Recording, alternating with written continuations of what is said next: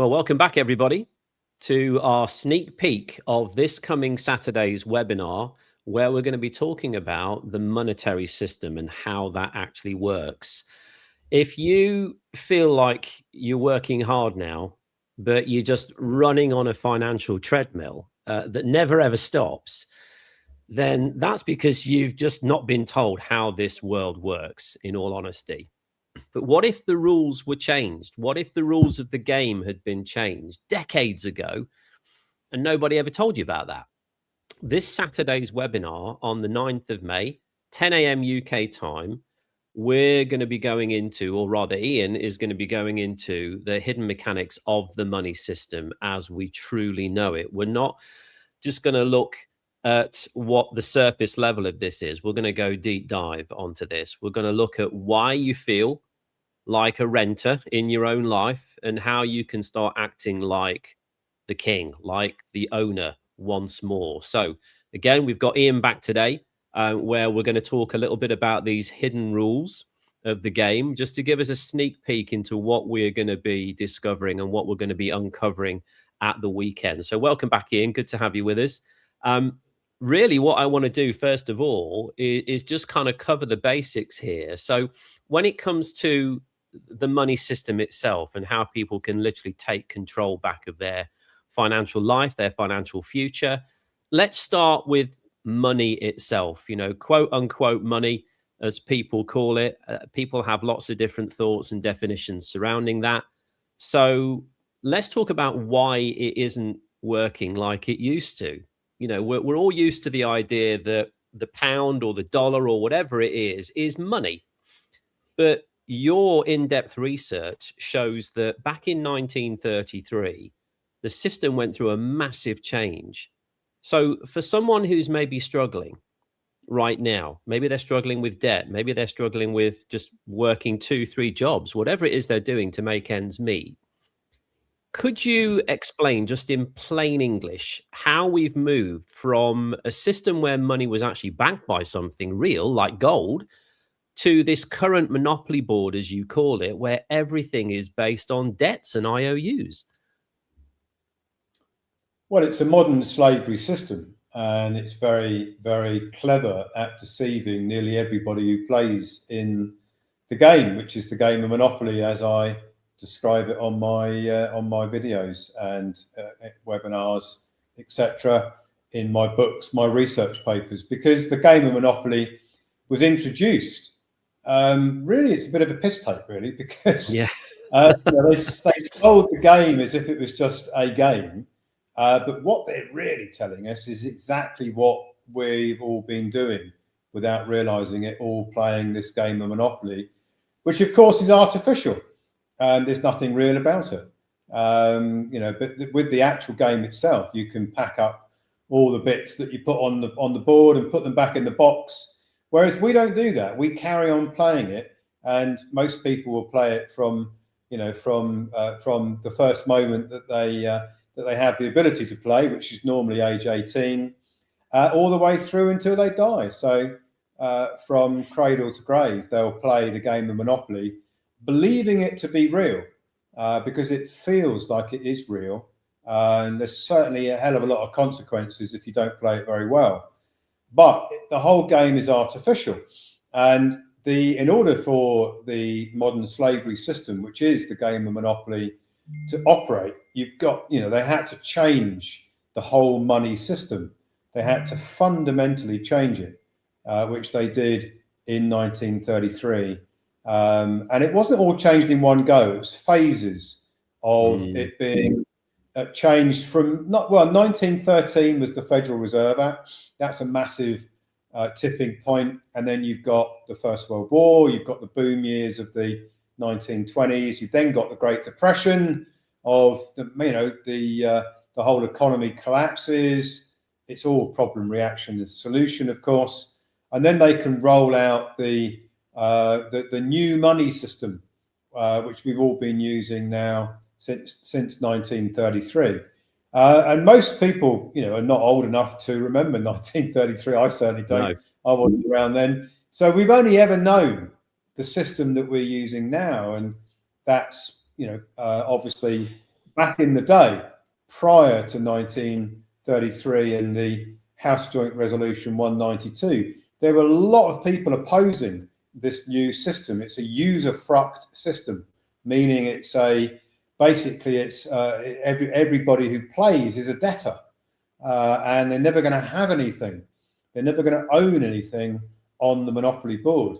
The whole board game is set up so that it looks like you accumulate, it looks like you own things, but in reality you own nothing and can't accumulate anything because there is no money of substance to accumulate unless you're buying physical assets, and holding those outside of registration. That's the only wealth that people have ever got, is things unregistered. So it's a massive shift. It all happened pretty much major tipping point 1913, then 1933, just after the Great Depression. The whole money system radically changed. Everyone's playing a game thinking that they are making progress, accumulating, saving up for retirement, saving up for whatever it is, paying off debts, all of these things that everybody does, including me, running their business for profit, when in fact, very, very few people even understand how the game rules really work. And that's what I'm going to be talking about on Saturday. Okay. Now, one of the things that you talk about in particular, and I think this is the part that really blows people's mind, is that you claim that when you sign for a loan or for a mortgage or whatever it is, that the bank isn't actually lending you their money. Instead, you say that it's your signature that is what actually creates that value, literally out of thin air. So if we're the ones that are providing the energy that creates the credit, why are we the ones stuck paying it all back with interest, for 25, 30 years on a mortgage, for example? Well, that's how the slavery system works. It works on two levels. The first level is that very few people realize that their energy is the source of credit that goes on the Monopoly board. They don't realize that. And then they because they don't realize that, then they're not happy to, but they're not going to object to paying interest on loans, credit cards, mortgages, things like that, because it's like a logical thing, isn't it? If you're actually borrowing the bank's money, they must deserve the interest, because that's how the game works, isn't it? So they don't get that many people saying, well, I created the credit, why should I pay interest? Because people don't realize that their signature is creating the credit that goes on the board. They then don't realize that everything on the board is artificial. It's all debt-based. They don't own anything on the Monopoly board. So again, they don't object to these things because they don't actually know about them. They don't know how it works.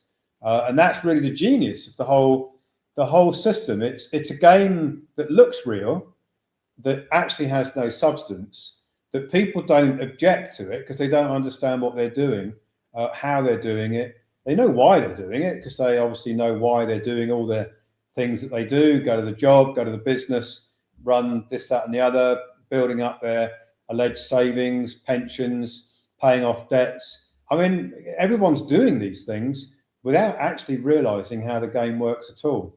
But it is all about the signature credit, which is why I call it signature credit recoupment, because it's all about the signature. Yeah. Now, when it comes to the hidden value of that, what I want to talk about now is this fingerprint that the banks don't mention as well, because there is a way of tracking and tracing all of this, isn't there? You're going to talk about something on Saturday called the Clifford Protocol, and in particular, the Monopoly Game Changer as an entire flagship package that will allow people to recoup their signature credit, but also allow them to protect all of those assets that they build, true assets, real assets, things that do have value to them. So for a regular person, again, because I'm trying to look at this from either a new person coming in who knows nothing about this. It's easy for us to talk about the technicalities behind this because we live and breathe this every day. But for somebody that has no idea that they can actually recoup taxes owed back to them on all of the signature credit that they've created, going back to the age of 18. For somebody just looking at this for the first time, who just wants to get out from underneath the bills and the debt that they've got, can you explain how finding this specific 26-digit fingerprint that you talk about on government tax records proves that the banks have been handling your signature credit behind your back?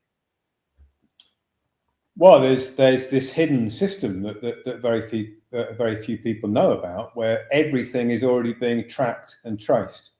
Every signature, every bank payment, every new mortgage, every new credit card loan, everything that's just about every transaction on the Monopoly board itself, on this artificial game board, is being tracked by the bankruptcy trustee, which is the IRS, or the US Department of Treasury.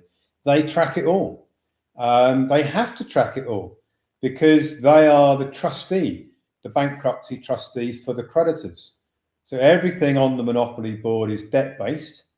Every player on the Monopoly board is a debtor. And all of the credit that's being advanced from the living men and women that runs onto the Monopoly board is being tracked and traced. There's a 26-digit code for every single signature. And the users of the credit, those that use the credit, the nominees, the banks are using the credit because they don't have any money. They only have the signature, which provides them with credit. And they use that credit as a debtor, as is evidenced by the fact that they pay taxes for the use of that credit energy as debtors. So it's absolutely enormous what I've discovered, because if the banks claim that they are lending money, then they would have to be a creditor. And if they were creditors, they would not be paying taxes as debtors to the United States Treasury. No. So when the banks pay tax for the use of the credit, that act of paying the tax is their admittance, provable that they are not creditors, they are debtors themselves. And the true creditors are the living men and women. It's like living in your own home and then paying rent on it when you wouldn't. Yeah. Why would you do that if it was your house? You know? Well, astonishingly, and when you find this out, it's difficult to accept it to begin with. But everybody who is playing the game of Monopoly, who thinks that they own a car, a house, a business, an investment account, a bank account, all of those things are actually, there's no substance to them. You only get to use them. You don't get to own them. And the reason why you don't get to own them is because everything on the Monopoly board has been mortgaged from 1933 onwards. So you've got creditors who took out, who provided the economic support for the whole Monopoly board, which is the whole world, by the way. And they said, well, we don't need to do that. And that was the elite banking families that bailed out the United States in 1933. So their deal was they would provide the credit originally to the United States on the basis that the United States Treasury became the bankruptcy trustee, because the whole board game was made bankrupt in 1933. And then they took out a mortgage, held all of the assets as collateral for providing the credit that was going to bail out the bankrupt system. So the creditors, the creditor banks back in 1933 took out a lien or a mortgage over everything. That's all the birth certificates, that's over all the property, the land, the buildings, all the infrastructure, everything. Wow. So that means that all the players who are playing on this Monopoly board, they get to use this stuff. They get to use their car, they get to use their house, they get to use their business, they get to use their bank accounts, their investments, but they never own anything inside. There's no substance because they get a quittable title, they don't get legal title, and that means that they are effectively renting everything on the monopoly board, which is why there are taxes. That's crazy. And when we talk about taxes as well, one of the other things that I wanted to talk about really is, why people can't just leave this and just wait until next year, or wait until there's a good moment for me to do this, or wait until it's convenient. One of the things that you talk about in your documentation, and we hear a lot about this on the news anyway, that, national debt is skyrocketing, and the government spends billions just on the interest alone. Now, you've mentioned that specifically in 2026, this is going to potentially hit breaking point. So why is now the last call for people to be doing something about this? Why should somebody who's listening to this right now actually take 30 seconds? And I'm going to give you guys the website in a second where you can do this, but why should somebody take 30 seconds to register for the webinar this Saturday and learn how to protect their families by changing their status from a debtor to the person who's actually in charge of their financial future? Why should they do that? Well, the writing's on the wall. UN Agenda 2030 is very clear on what's coming, and all the signs of it accelerating are all around us. So digital money system is already with us. It's been with us for many, many years. The ability of those that control the monopoly board, they will have absolute power to stop you from traveling. You won't be able to buy plane tickets. You won't be able to buy train tickets. They can stop you buying what you want in the supermarket. You won't be able to scan certain things on the checkout because you won't be permitted to buy them. They can stop you putting fuel in your car or your motorbike or your truck or whatever it is you've got if they don't want you going somewhere. So if you don't behave exactly the way they want you to, they will constrain your spending. And because the whole world is running on a digital system, they will know exactly what you're doing every moment of the day. They'll know all your subscriptions. They'll know everything about. In fact, they already do. So how do you get the world population to comply? You stop them from being able to operate unless they can operate the way you want them to, and that's what's coming. That's the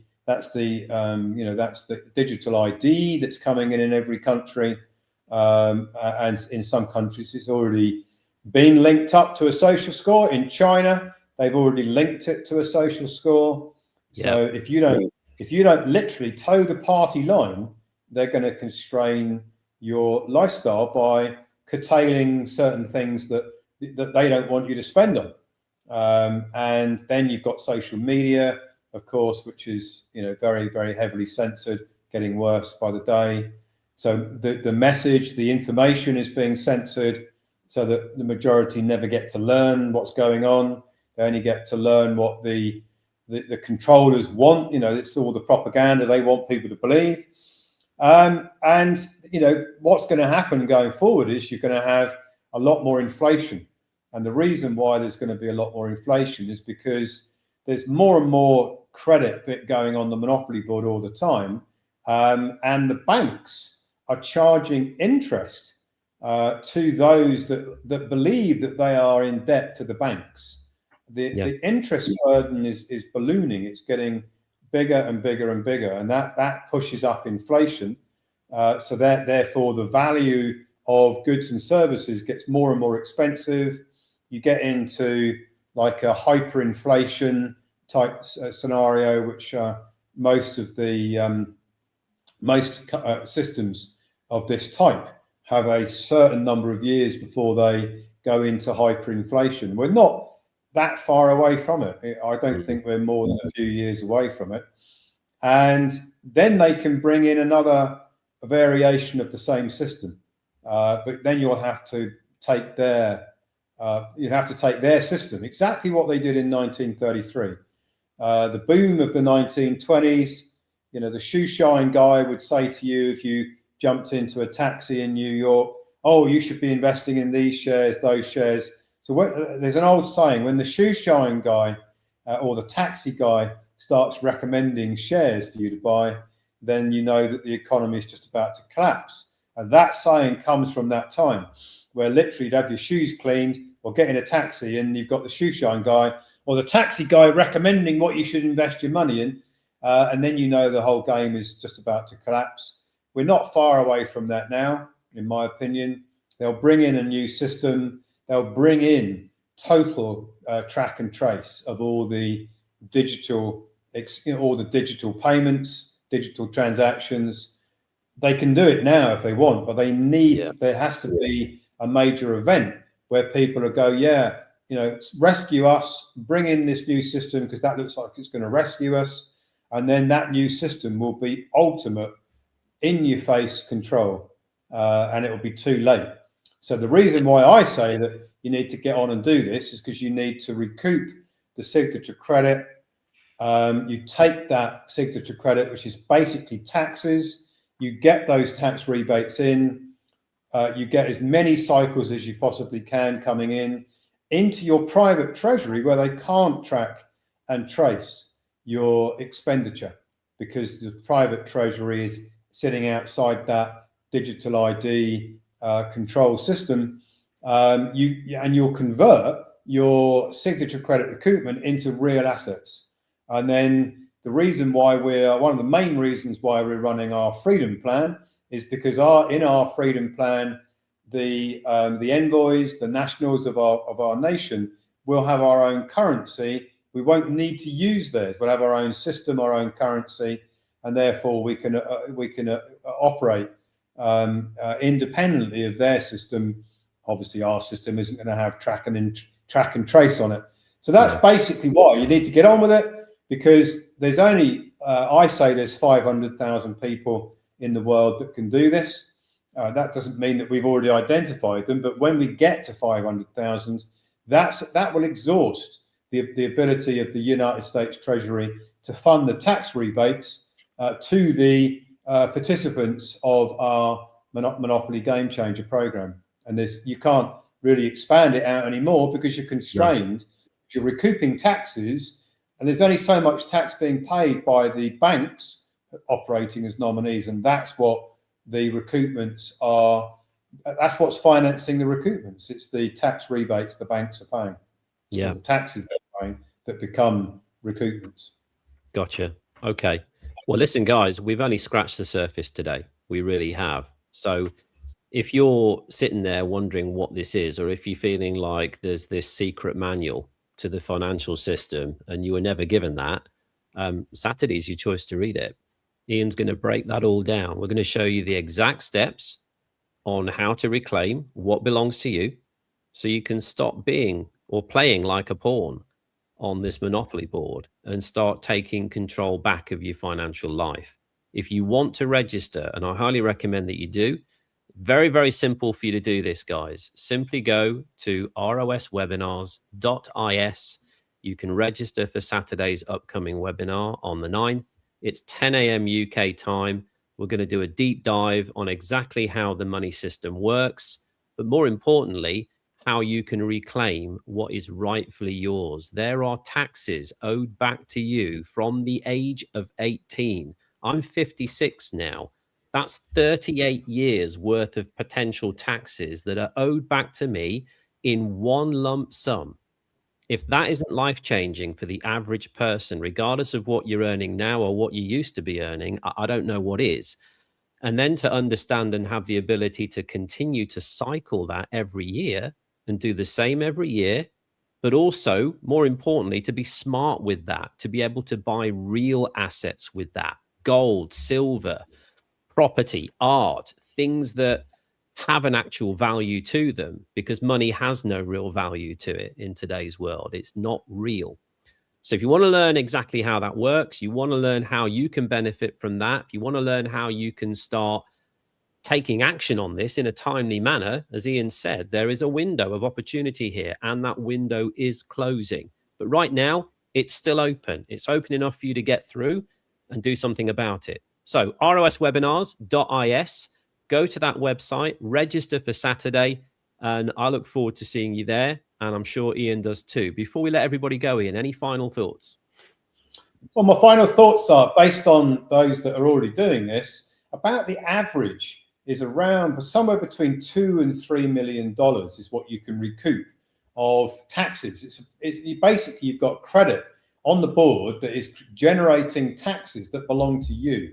It's between $2 and $3 million, and then you can spend it and recoup it every year going forward. So if you've got another 20, 30 years on the Monopoly board, then or maybe 40 years, 50 years, however many years you've got to play the game out, multiply that 2 to 3 million by how many years left do you think that you've got? And that's what we're talking about. It could be, for a lot of people, it could be over $100 million that we're talking about.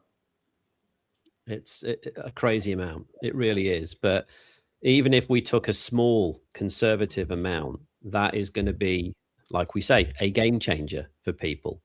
And if whatever the amount is, yeah, it's a game changer. Yeah. Well, guys, I hope you've enjoyed it today.